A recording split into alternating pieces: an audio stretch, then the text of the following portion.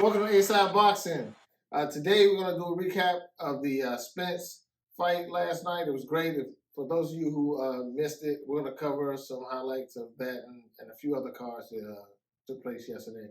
So before I give my take, I want to make sure you guys are introduced to the panel. To my right is Marlon Parker, Left-hand Lowe's. also known as Carlos the Jeweler. Yeah. Left hand Lowe's, yes. Yeah. All right, so look, what y'all think about the fight last night? You have to introduce yourself, brother. I mean, I'll do it for you. He's Ray, Superhead Master. Ray, he's the Head Master. Carlos half a beard mask.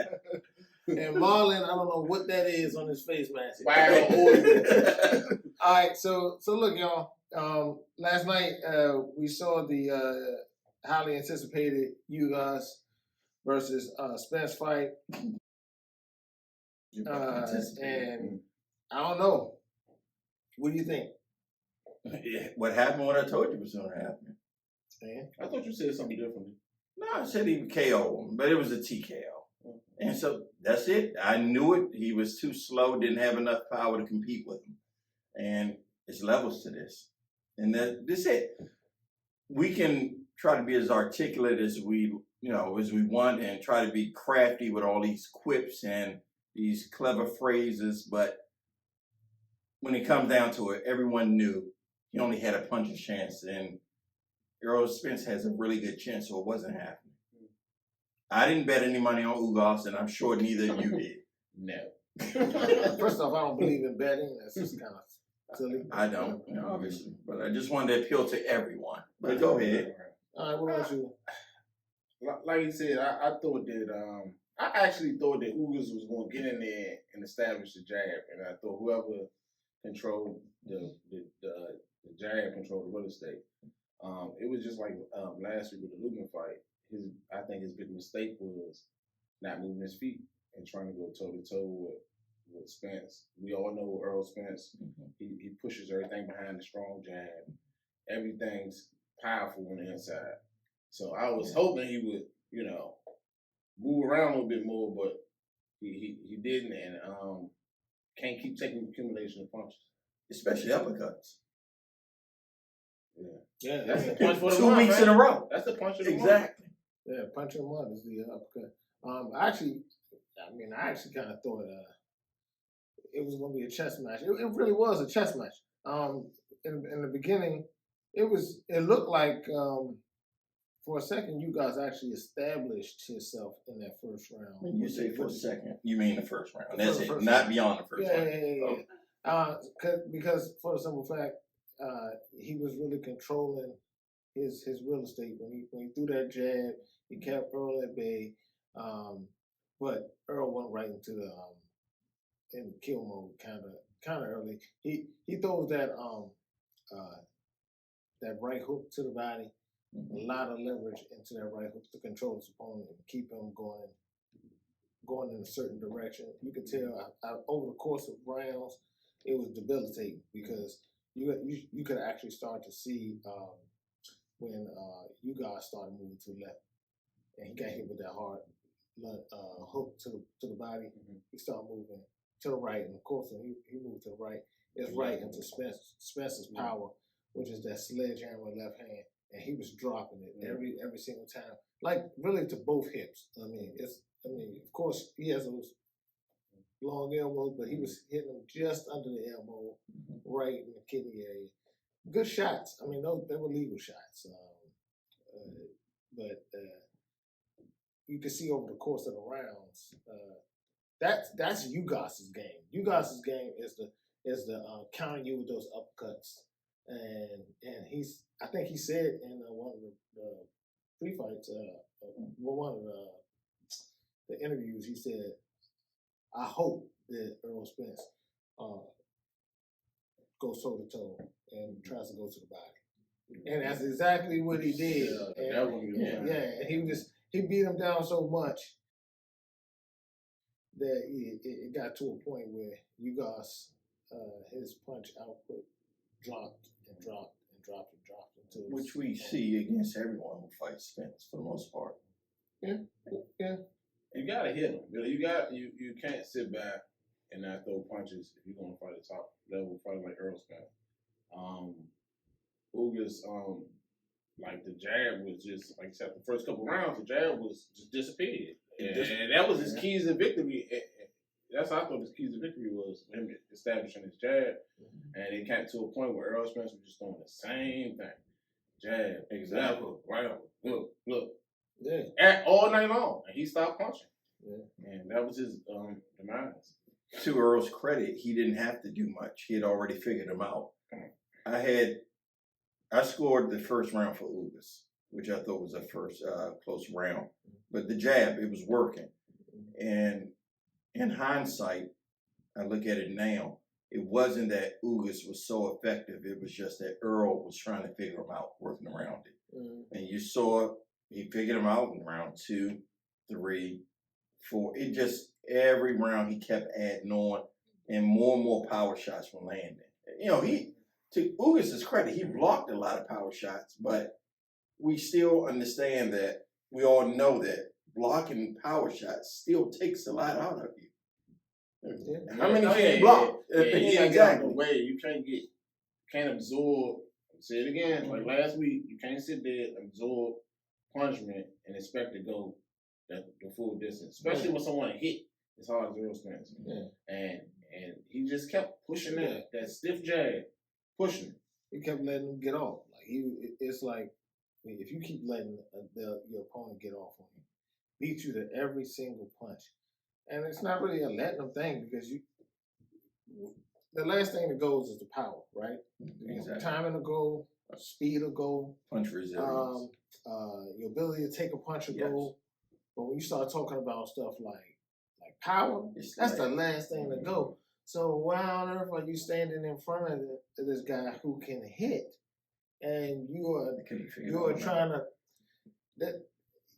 This is why I say, Styles makes fights, and the Crawford fight, which everybody's looking forward to, is what we really want to see, because you want to see somebody thinking in the ring, and you want to see somebody with more than just power. Andre Ward already talked about that. He said, when you get to the elite status, you gotta have more in your toolbox than just power.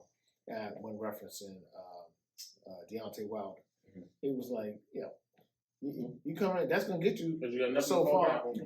But what happens when you break your hand, or what happens when the power's just not working? Now what are you gonna do?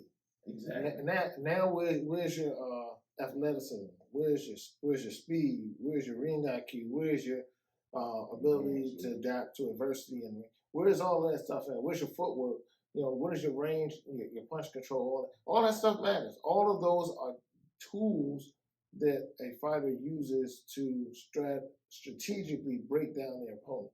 We know we've seen it done with Terrence Crawford over and over and over again.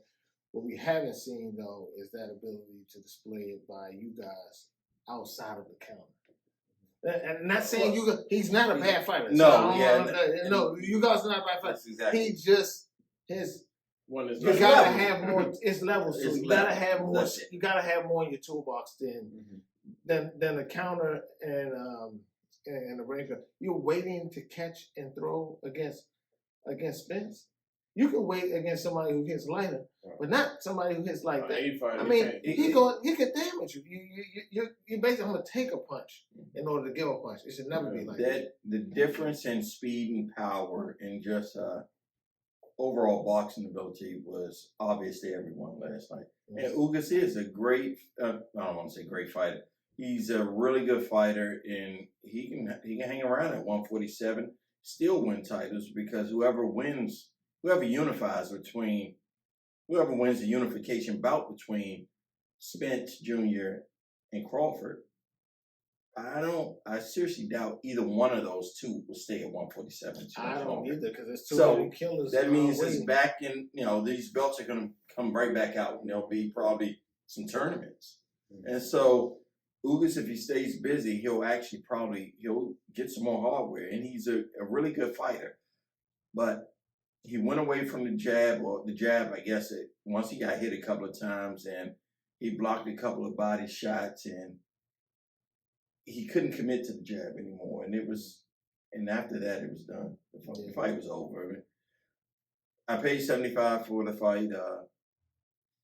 I don't regret that. I don't regret it. Why is your $75 relevant in this conversation? Because I got my money's worth. It was a good fight. Not just that, the entire card. You can say the first fight. Are you implying that someone else didn't spend $75?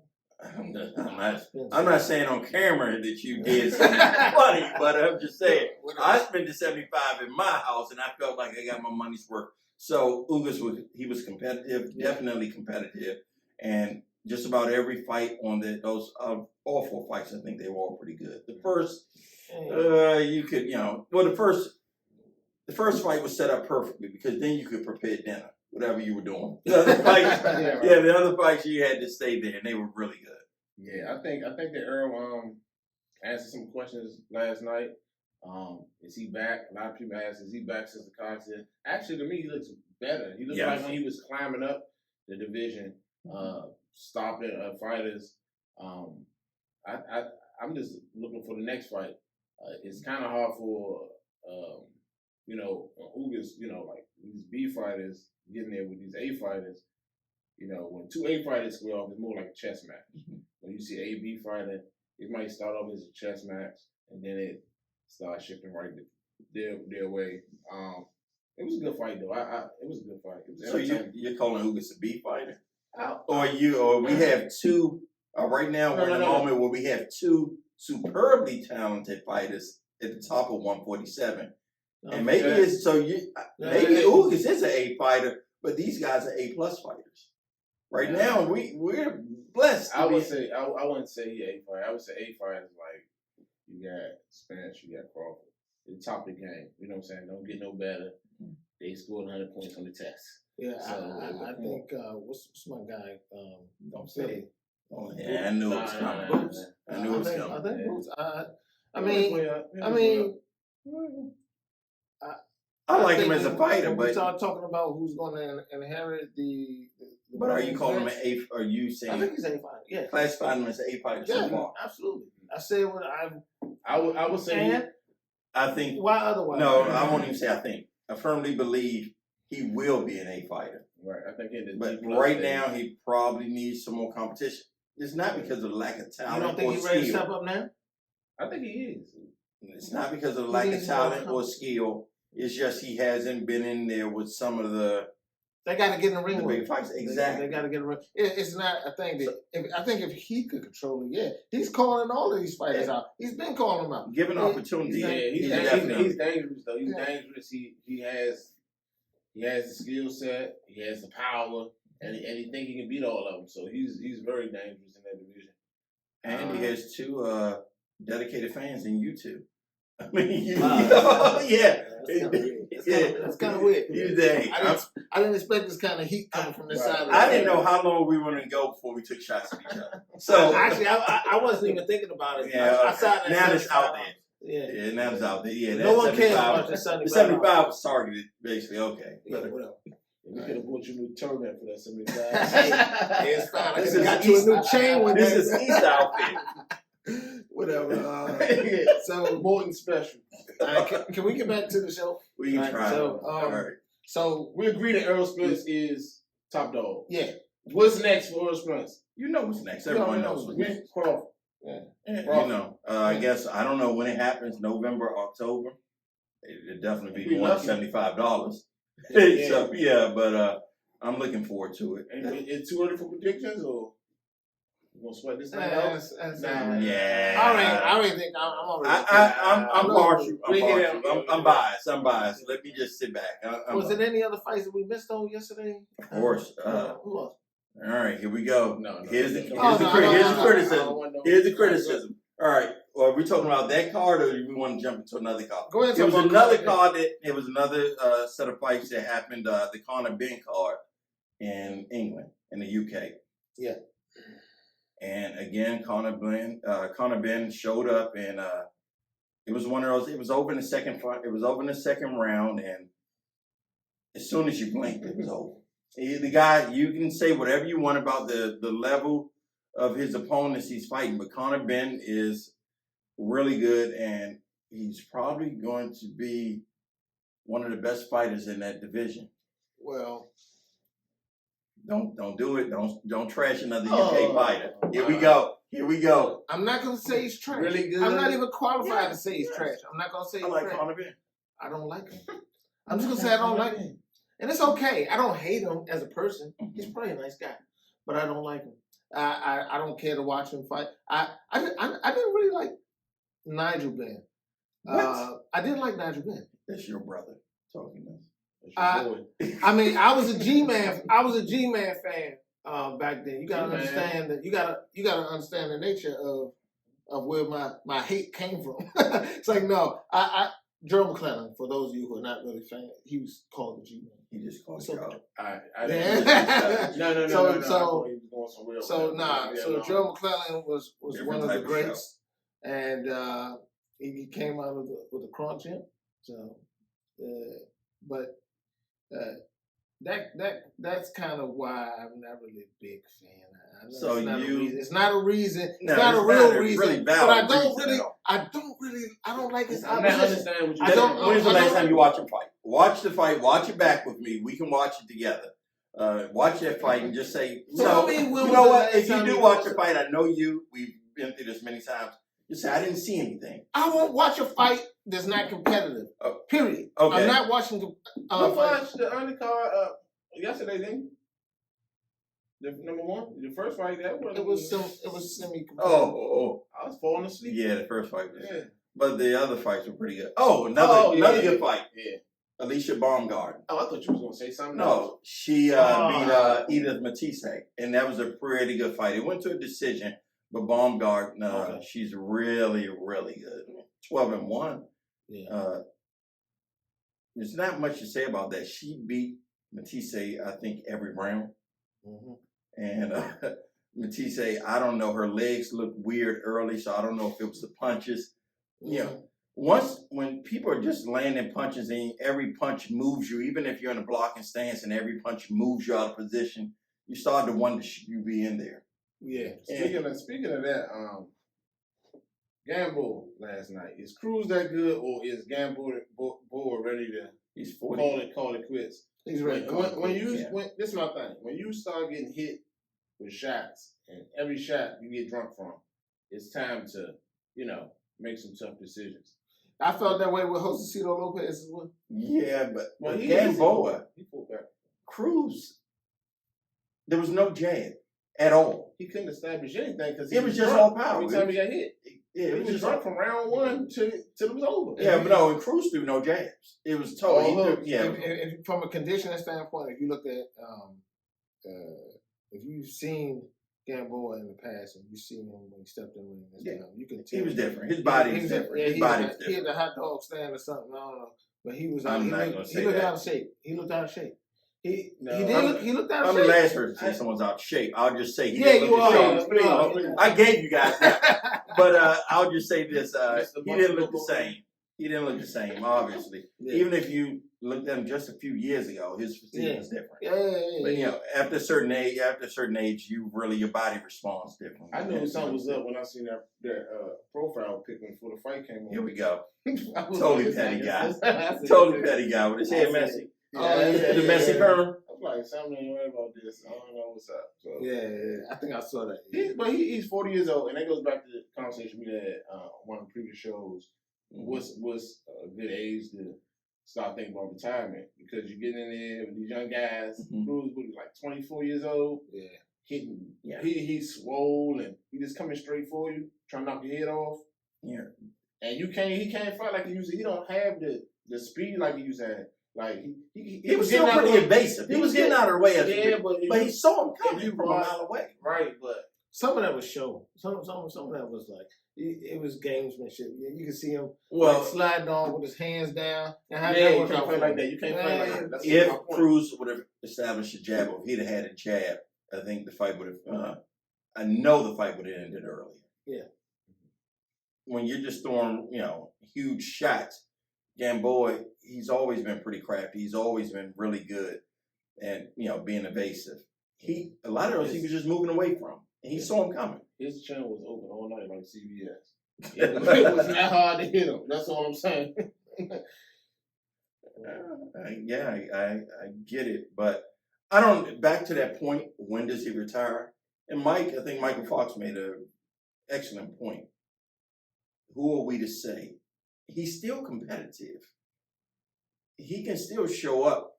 You called that competitive last night. He's fighting I wanted to throw the He's shot. fighting one of the better fighters at that weight. I threw the time at the TV. Of course. It was. So, are you telling me he probably couldn't run on the circuit and still make money? Against some. He can still run on the circuit and he can still make money. I don't know the way. And there's enough belts out there that he probably could pick up a minor belt. But this is a problem. No, I don't think that ain't got to happen. This This is a problem. Like we talked about last time. We talked about a boxer's mind always going to tell him he can do something. I can get in there. We done heard guys. Yep. I can get in there, right? But the body, like, nah, we can't do that.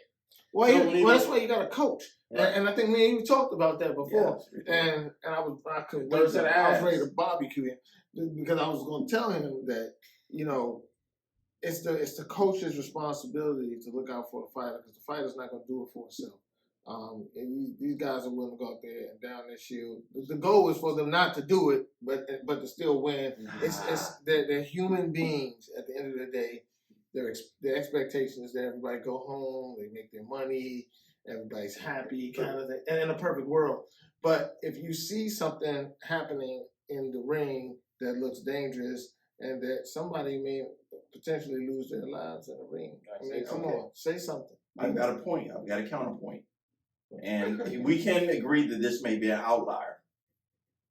What about Joe Goosen with Diego Corrales? Had he stopped Diego Corrales that last round, the history would have been different. No. You knew, hold up, you knew Corrales was in that fight the whole time. No, the round before he'd already been down. Yeah, but he was in the fight. He was in the fight. But that was one of the craziest comebacks I've ever seen though. Like that was. I don't say rare, but you see it, but not as often. So we agree that may be an outlier. And we agree that's off topic, but it's okay. Hey, I had to go. I'm a Diego Corrales fan. Like they always say, a puncher always got a chance to win, even when he down. Like didn't you say enough of these annoying cliches about boxing? A puncher always has a chance to win. Who cares? Hey, look. I actually care. I'll agree with him. Yeah. Why be friends with you today? Yeah. Whatever. All right, y'all. Look, that concludes our recap. If you like it, please share, subscribe, and we'll see you next time on A Side Box.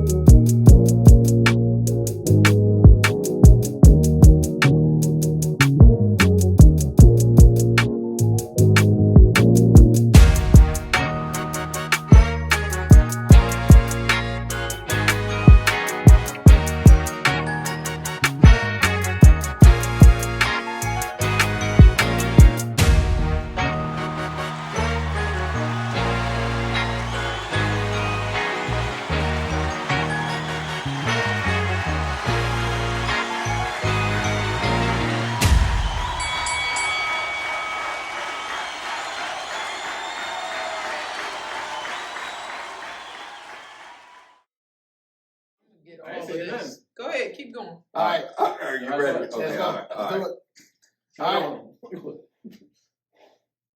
We ain't gonna do this. Not this week. Not this week.